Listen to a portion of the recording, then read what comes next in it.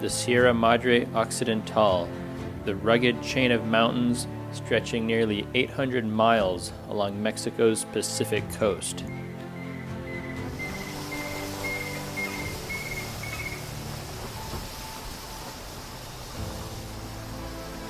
This remains one of the wildest parts of Mexico and home to some very special birds.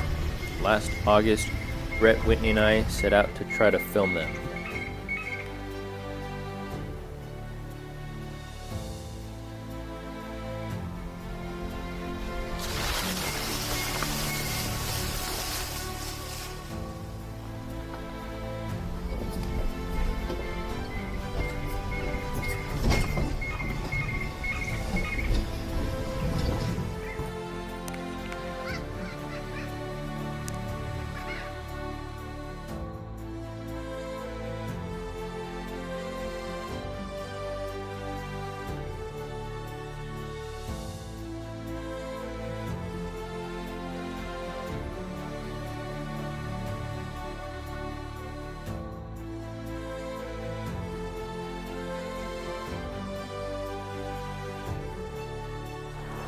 Hi everyone, welcome to another episode of OutBirding with Field Guides. We're once again in the Sierra Madre of Chihuahua, Mexico. I'm Micah Riegner. I'm Bret, Whitney. And we're here with our trusty local guide, Javier Cruz. We've come to this beautiful drainage at about 8,200 feet in elevation in hopes of finding one of the most iconic birds of the Sierra Madre, the Eared Quetzal. Javier found the nest a few days ago, and we set up a blind, so let's go have a look to see what the birds are up to. Vámonos. Okay. Blind is right up this slope here. I'm going to slip in and spend the morning watching the Quetzals.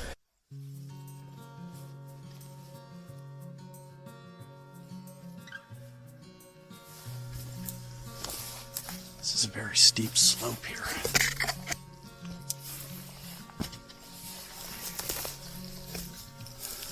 Good luck, man.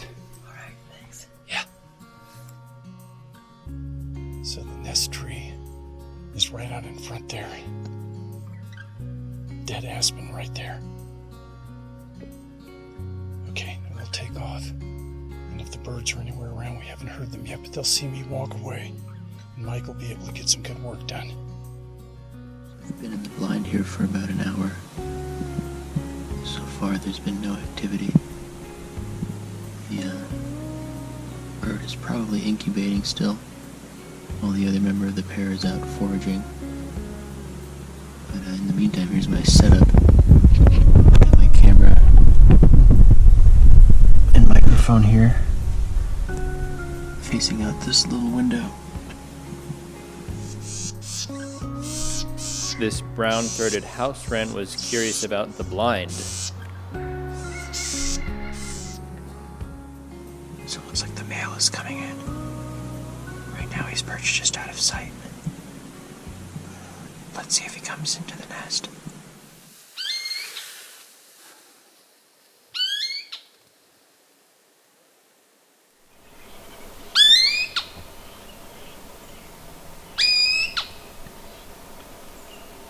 Eared Quetzals have numerous different vocalizations.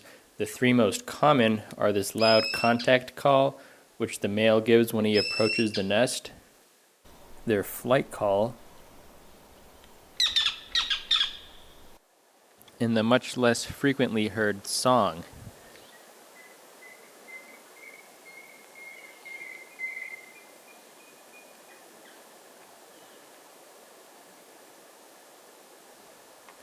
You can tell this one's the male because he has the glossy blue-green sheen on the head and neck.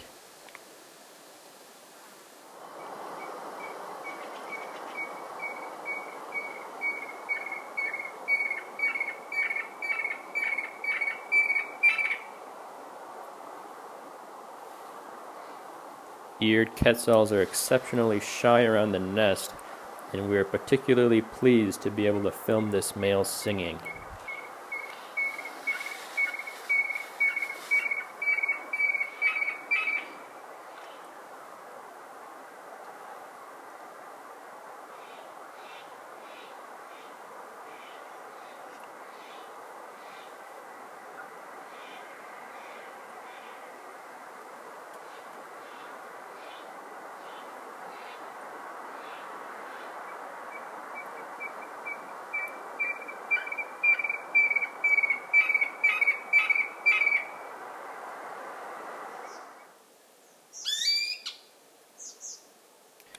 If you look carefully, you can actually see the filamentous plumes on the auriculars, which is what the bird is named after. Here's the female. You can see she has a gray hood that contrasts with her glossy back. And note her hunched posture, which is characteristic of Eared Quetzals. Listen carefully and you can hear her singing. This is quite unusual for New World trogons. Her song is like the male song, but slightly faster and higher pitched.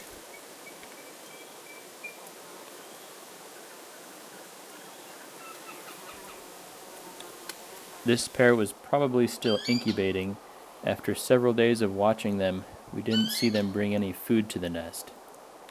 Realmente esto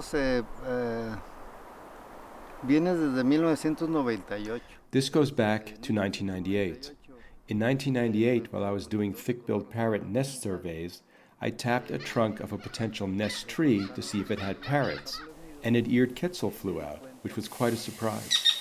The first thing I did was set up a blind to monitor the breeding behavior of the species.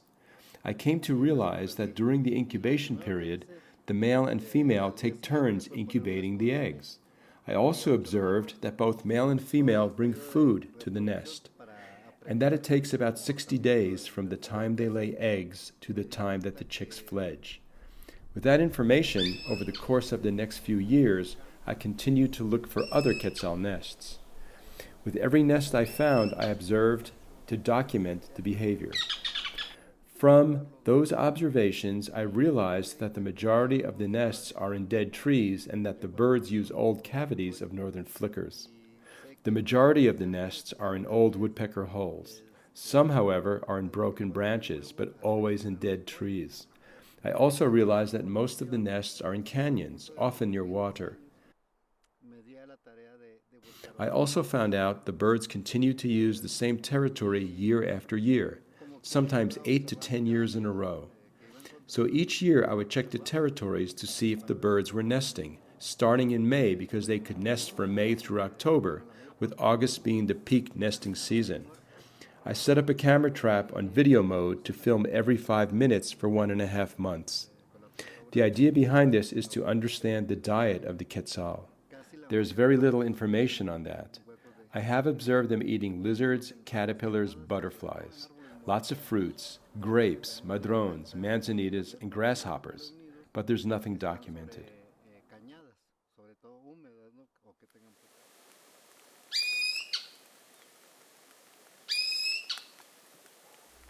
So Bret, when you were leading Mexico tours back in the 80s and 90s, this bird was called Eared Trogon. Can you explain to us how that name change came about? Yeah, Eared Trogon became Eared Quetzal in 2002 at the 43rd supplement of the AOU checklist of North American birds. And that was based on genetic work that showed that the genus Euptilotus, which is the Eared Trogon, was sister to the 5 species of quetzals. And yeah, the Pharomacris. And so that bunch all needed to be called quetzals from that point forward. And I think that was a really great move. And that bunch is all sister to the rest of the New World trogons. Okay. And the scientific name Euptilotus neozenus, what does that even mean? Yeah, it's Greek, and EU means good. PTILO refers to feathers. Okay. And OTIS is ear, so it's feathered ear, good feathered ear, and then neozenus means new strange bird, new stranger. Strange, huh. And so it's a great name, yeah. And that's how we got Eared Quetzal. It's a strange bird indeed. Yeah.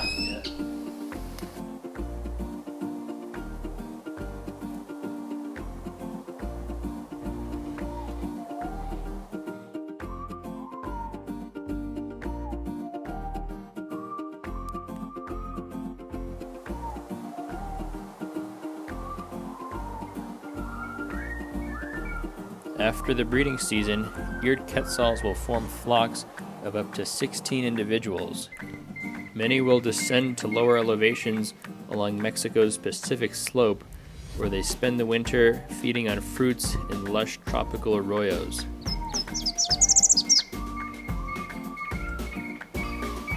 And here they'll be amongst a completely different suite of the Mexican avifauna.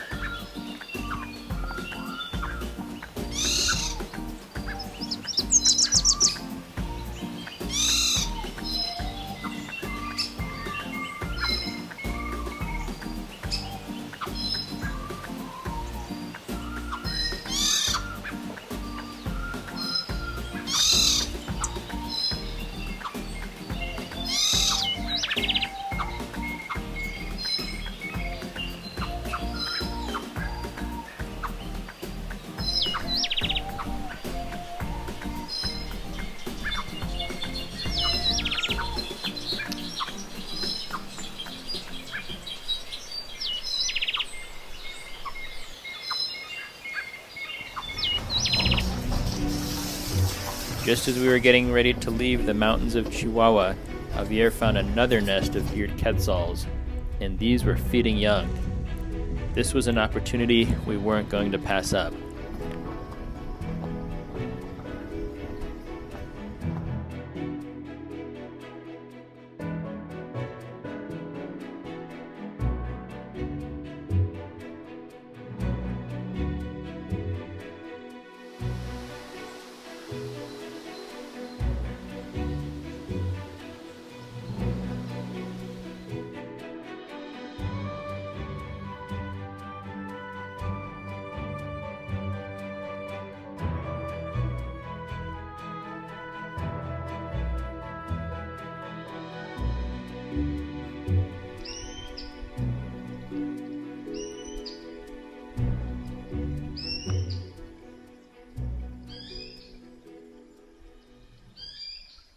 So this territory of Euctolotus is above a little stream, and it's once again, the nest is a hole, looks like an old flicker hole, and a big dead dug fir there, about 10 meters above ground.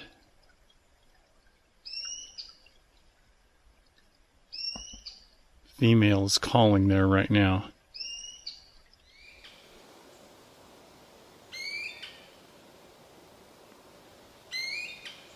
This female had what appeared to be a mashed-up caterpillar in her bill. She and her mate will continue to feed the chicks for 30 days before they fledge to explore their conifer world.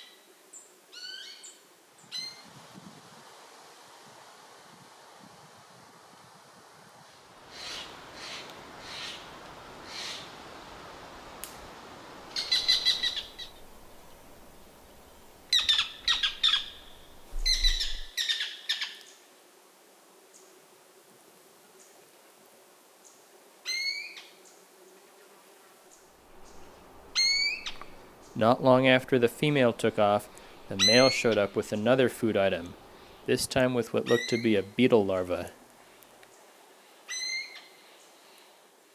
Eared Quetzals have a particularly high nest success rate compared to that of other trogons. This probably has to do with the fact that there are relatively few predators up here in the pine forests compared to low tropical rainforests where most other trogons occur.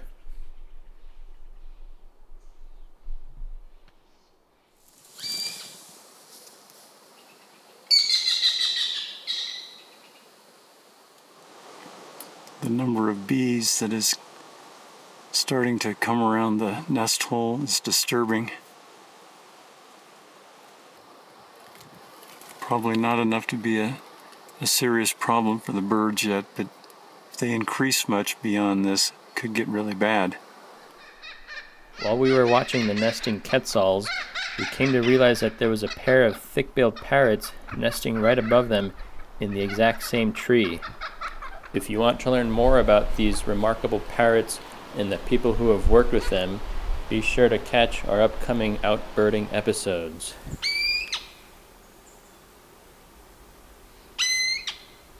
Most birders in the U.S. probably know Quetzal from their occasional wanderings into the mountains of southeast Arizona, and this year was an exceptional year for them.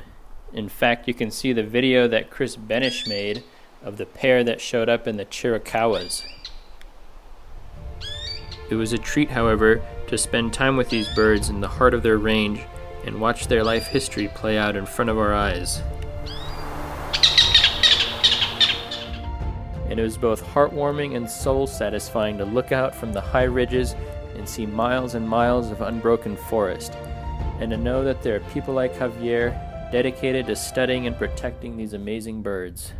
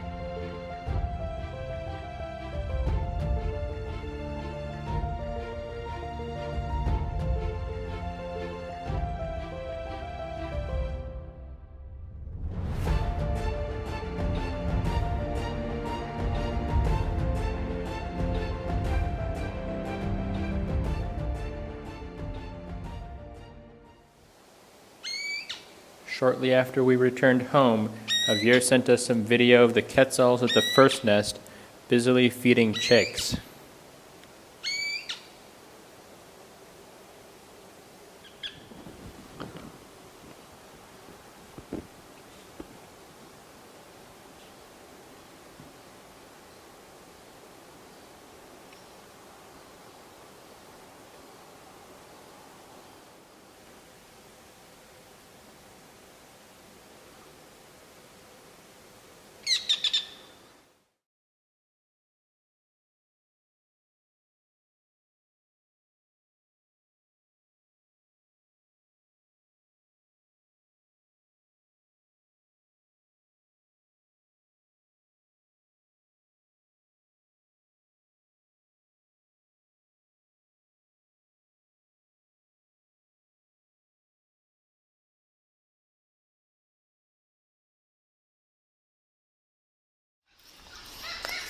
A lot of red and green today.